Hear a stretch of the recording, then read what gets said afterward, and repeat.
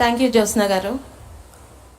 ప్రాంతాలకి, కులాలకి, మతాలకి అతీతంగా ప్రపంచవ్యాప్తంగా ఉన్న ప్రతి తెలుగువాడు సంవత్సరం మొత్తం ఎదురు చూసే ఈ మహానాడు పండుగకి వేదికలు అలంకరించిన పెద్దలు మన ప్రియతమ ముఖ్యమంత్రి నారా చంద్రబాబు నాయుడు గారికి, భవిష్యత్ తెలుగుదేశానికి దిశానిర్దేశం చేస్తూ తనని తాను మలుచుకుంటున్న యువ నాయకులు నారా లోకేష్ గారికి, సోదరులు రాష్ట్ర పార్టీ అధ్యక్షులు సౌమ్యులు అయిన పల్లా శ్రీనివాస్ గారికి, తెలుగుదేశం పార్టీ పెద్దలకు, ముఖ్యంగా శ్రీకాకుళం నుండి చిత్తూరు వరకు ప్రపంచవ్యాప్తంగా కూడా తెలుగుదేశం పార్టీని పుట్టిన నాటి నుండి కంటికి రెప్పలా కాపాడుకుంటున్న కార్యకర్త దేవుళ్ళందరికీ కూడా మహానాడు సందర్భంగా శుభాకాంక్షలు తెలియజేసుకుంటున్నాను.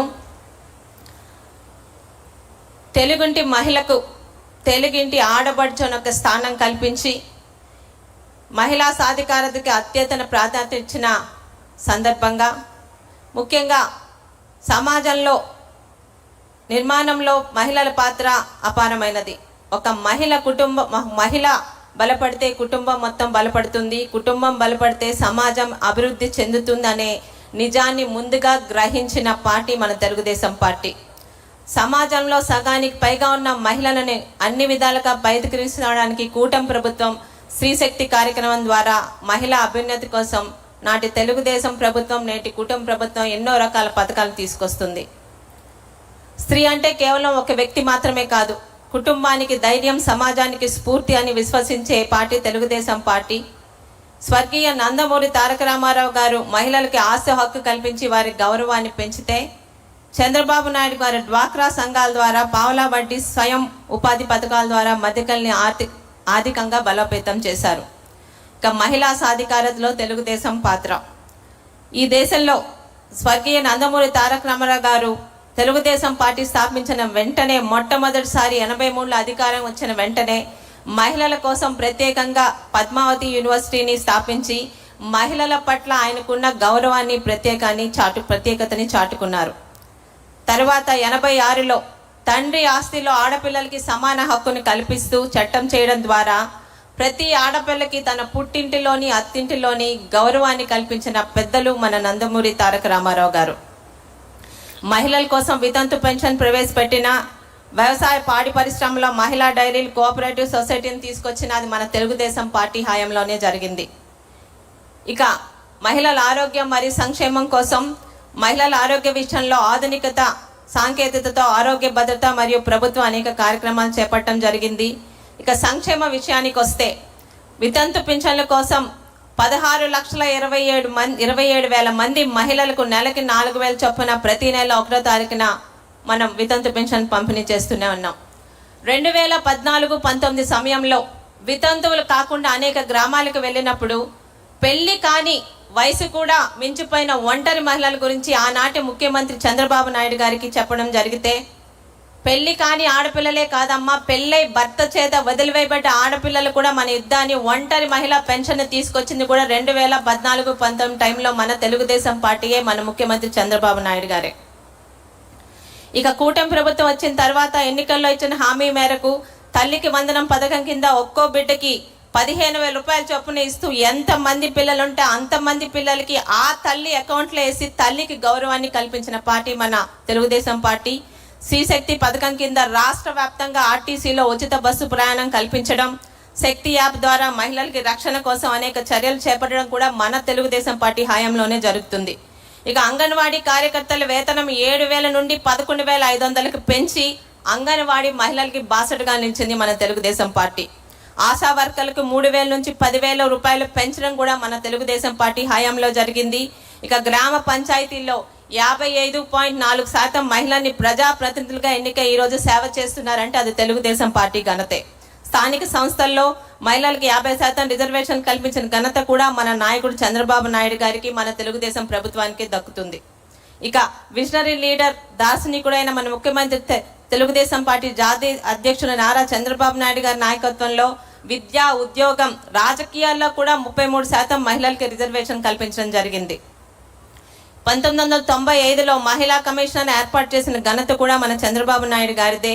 అలాగే 96లో వినూత్నంగా ఆర్టీసీలో తొలిసారిగా కండక్టర్లుగా, డ్రైవర్లుగా మహిళలకు ప్రాధాన్యత ఇచ్చి మహిళా శక్తి మీద ఆయనకున్న నమ్మకాన్ని చాటుతున్న ఘనత కూడా మన ముఖ్యమంత్రి చంద్రబాబు నాయుడు గారిదే. కావలి ప్రతిభా భారతి గారిని తొలి మహిళా అసెంబ్లీ స్పీకర్గా అవకాశం కల్పించిన ఘనత కూడా మన తెలుగుదేశం పార్టీదే. ముఖ్యంగా ప్రతి ఒక్క మహిళని ఆర్థికంగా బలోపేతం చేయడానికి దేశంలో ఎక్కడా లేని విధంగా మొట్టమొదటిసారి ఆంధ్రప్రదేశ్ స్వయం శక్తి సంఘాల డ్వాక్రా గ్రూపులను ఏర్పాటు చేసి పొదుపు ఉద్యమాన్ని ప్రోత్సహించి వారికి ప్రభుత్వం తరపున ఆర్థికంగా ప్రోత్సహిస్తూ 12 లక్షల స్వయం సహాయక సంఘాలలో 1 కోటి మంది సభ్యులను ఏర్పాటు చేసి సమాజంలో అది పెద్ద ఆర్థిక శక్తిగా నిర్మాణం చేసిన ఘనత కూడా మన ప్రియతమ ముఖ్యమంత్రి చంద్రబాబు నాయుడు గారిది. ఇవి పథకాలు మాత్రమే కావు, అనేక మంది మహిళల జీవితాన్ని మార్చిన ఉద్యమాలు.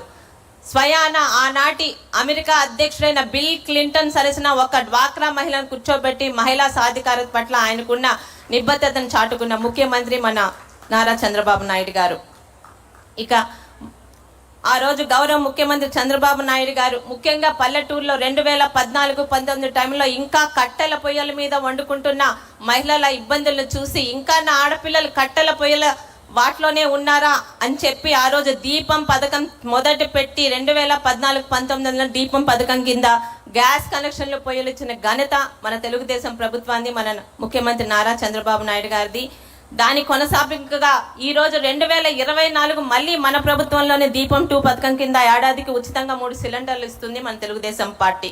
ఇక బాలికల విద్యాభివృద్ధి కోసం ఎన్నో గురుకుల పాఠశాలను ప్రత్యేకంగా బాలికల గురించి ఏర్పాటు చేశాము. విద్యా, ఉద్యోగం, రాజకీయ, సామాజిక రంగంలోనే కాదు ప్రతి ఒక్క మహిళను కూడా పారిశ్రామికవేత్తలుగా, వ్యాపారవేత్తలుగా తీర్చిదిద్దడానికి ప్రభుత్వం అనేక కార్యక్రమాలను చేపట్టడం జరిగింది. ఎంఎస్ఎంఈల ద్వారా మహిళా పారిశ్రామికవేత్తలకు 35% వరకు సబ్సిడీ ఇస్తూ మన ప్రభుత్వం ప్రోత్సహిస్తూనే ఉంది. ఈరోజు ఈ విషయంగా గత గవర్నమెంట్లో ఉన్న మన మాజీ ముఖ్యమంత్రి గారి గురించి ఒక విషయం చెప్పాలండి. 2014-19 మధ్య ఉన్న పాదయాత్రలో నా అక్క చెల్లెములు అని ఎంతో మంది అక్క చెల్లెల మీద చేయి పెట్టిన ముఖ్యమంత్రి గారు, అప్పటి మాజీ ముఖ్యమంత్రి గారు 2019లోని అధికారంలోకి వచ్చాక అందరు అక్క చెల్లెమ్మలనే కాదు తన సొంత కుటుంబంలో కూడా అక్క చెల్లెల మీద భస్మాసుర హస్తం పెట్టిన ఆనాటి ముఖ్యమంత్రి వైఎస్ జగన్మోహన్ రెడ్డి గారైతే ఈరోజు మహిళా సాధికారతని మాటల ద్వారా కాదు చేతల ద్వారా నిరూపించడానికి నిత్యం ప్రజాక్షేత్రంలో ఉన్న తన ఇంటి బాధ్యతని తన సతీమణి, తన కోడలు గారి చేతిలో పెట్టి my home is really safe in my family women అని ఈరోజు మహిళా సాధికారత పట్ల నిబద్ధతను చాటుకున్న ఏకైక ముఖ్యమంత్రి మన నారా చంద్రబాబు నాయుడు గారు. ఇక మహిళల భద్రత, టీడీపీ పోరాటం. ఈ ఒక రాష్ట్ర ప్రగతిని అంచనా వేయాలంటే అక్కడి మహిళలు ఎంత భద్రంగా ఉన్నారో మనం చూడాలి. టీడీపీ మహిళల గౌరవం, భద్రత, సాధికారత కోసం మహర్నిశలు పోరాడుతున్న పార్టీ.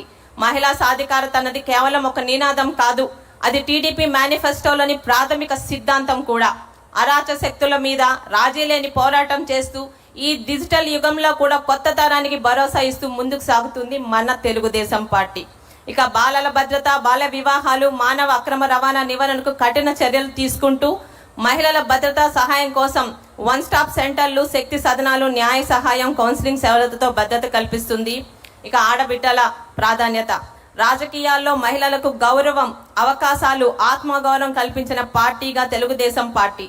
మహిళలను కేవలం ఓటర్లుగా కాదు నవ సమాజ నిర్మాణకర్తలుగా భావించి మన తెలుగుదేశం పార్టీ పనిచేస్తుంది. గడిచిన 2014-2024 ఎన్నికల్లో మహిళలకు అత్యధిక సీట్లను ఇచ్చి 22 మంది శాసనసభ్యులు, ఎంపీలు మరియు మంత్రులుగా ఈ రోజు మన ప్రభుత్వంలో ఉన్నారు అంటే అది తెలుగుదేశం పార్టీకి, నారా చంద్రబాబు నాయుడు గారికి మహిళల పట్ల ఉన్న నిబద్ధత. ఇక రాజకీయాల్లో మహిళల భాగస్వామ్యం పెరగకుండా నిజమైన సమానత్వం సాధ్యం కాదు అని మన టీడీపీ పార్టీ నమ్మకం. మహిళలకు శాసనసభలో, పార్లమెంట్లో, స్థానిక సంస్థలో తగిన ప్రాధాన్యత రావాలని తెలుగుదేశం పార్టీ ఎప్పటి నుండో మద్దతు ఇస్తుంది. మహిళలకి 33% రిజర్వేషన్ కల్పించి వారిని నిర్ణయ ప్రక్రియల్లో సమాన భాగస్వాములుగా నిలబెట్టడమే తెలుగుదేశం పార్టీ లక్ష్యం. ఇది కేవలం సంఖ్యాపరమైన మార్పు మాత్రం కాదు, దేశ విధానాల్లో మహిళల స్వరం బలపడే కీలక సంస్కరణ కూడా.